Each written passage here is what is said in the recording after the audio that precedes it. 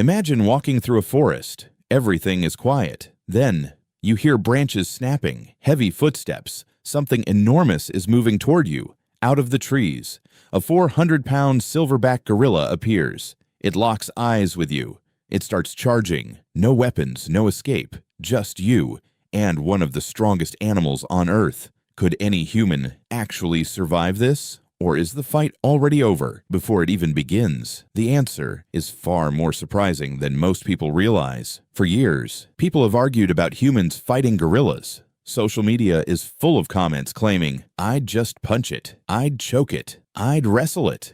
But very few people stop to ask a different question. Not, can a human beat a gorilla? Instead, can a human survive one? Because survival and victory are two very different things. To answer that, we first need to understand what a gorilla is actually capable of. Picture the strongest person you've ever met.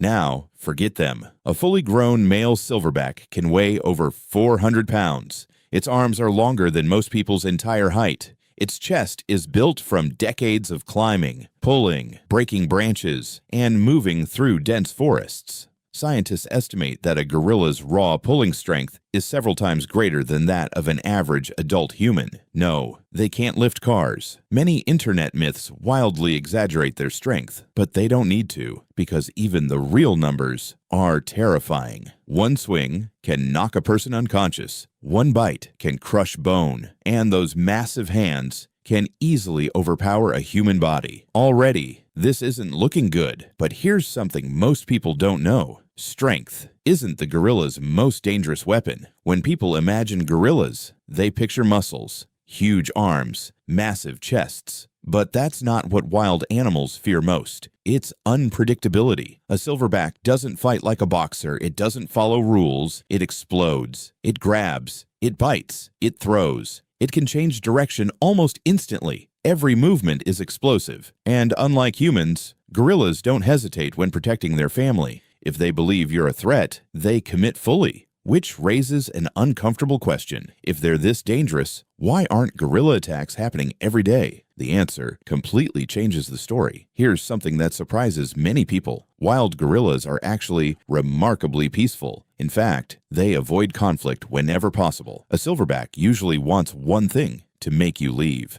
That's why most encounters begin, not with violence, but with warnings, chest beating, loud roars, charging forward, then stopping at the last second, breaking branches, throwing vegetation, standing tall. It's all part of one message: I'm bigger than you. Go away. Many people think these displays mean the gorilla is about to attack. Sometimes, they're actually giving you a chance to avoid one. And that chance has saved lives. But what happens if the warning fails? If a gorilla decides to make physical contact, the situation changes instantly. A human cannot match its strength. Running may not help if you're already within striking distance. Fighting back with bare hands is extremely unlikely to succeed. The goal is no longer winning. It's surviving long enough for the gorilla to stop. Because unlike predators, gorillas usually aren't trying to eat you. They're trying to eliminate what they believe is a threat. That difference matters a lot. Believe it or not, there have been people who survived gorilla attacks, not because they overpowered the gorilla, but because the attack eventually ended. In many cases, the gorilla struck, bit, or threw the person, then left once it no longer viewed them as a danger. Some victims suffered broken bones, deep wounds, life-changing injuries, yet they survived. This reveals something important. A gorilla attack is incredibly dangerous, but it's not automatically a death sentence. So,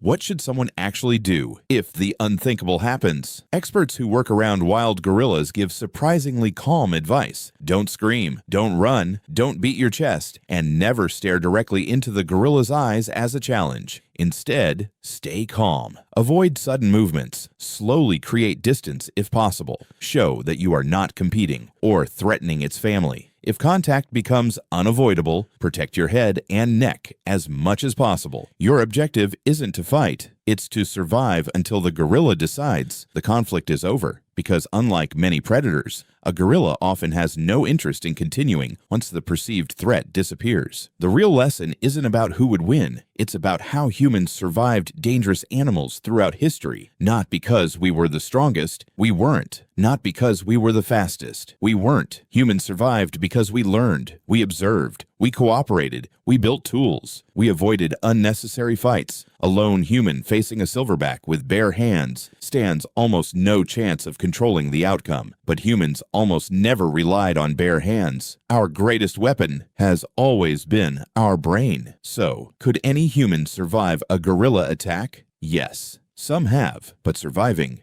is very different from winning. Against a determined silverback, your best chance isn't strength, it's avoiding the fight altogether, because in the wild, the smartest victory is often the one where nobody fights. And perhaps that's the biggest misconception of all. The most powerful creature in the forest isn't always the one that throws the hardest punch. Sometimes, it's the one wise enough not to throw one. The next time someone says, "I could beat a gorilla," you'll know the science tells a very different story. If you enjoy exploring fascinating questions about humans, evolution, wildlife, and survival, subscribe for more Stickman documentaries, because the next question might completely change the way you see the natural world.